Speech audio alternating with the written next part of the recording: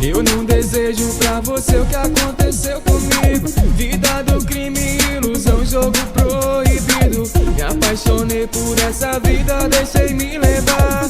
Muita farra, curtição, rolê pra lá e pra cá. Na correria da noitada em busca de dinheiro. A mulherada cresce os olhos, aumenta o desejo. Eu vou fazer um corre hoje e vou fechar na esquina.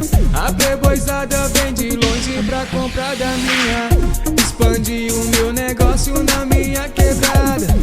Montei a facção fortemente armada. Queria ser o tal, causar o pesadelo. Dinheiro fácil toda hora, o melhor emprego. Minha mina me falava, saia dessa vida. Isso é morte ou cadeia, não outra saída.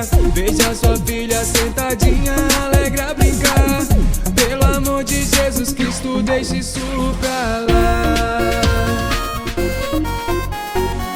Hoje mais uma família vai chorar. Hoje a saudade vai reinar.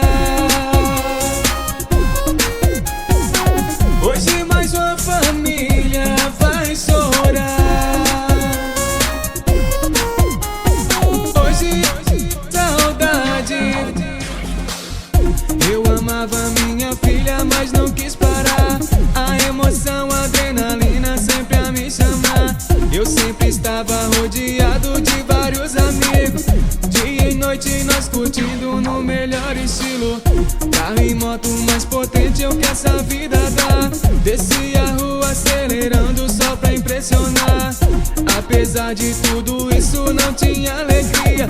O coração desconfiado, a paz eu não via.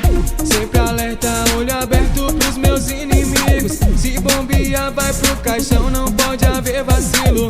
Um clima estranho invadiu a rua onde eu morava.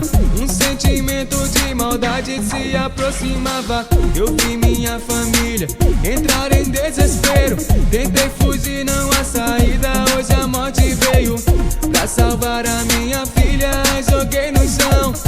Uma bala pelas costas derrubou o leão. Hoje mais uma família vai chorar. Hoje a saudade vai reinar.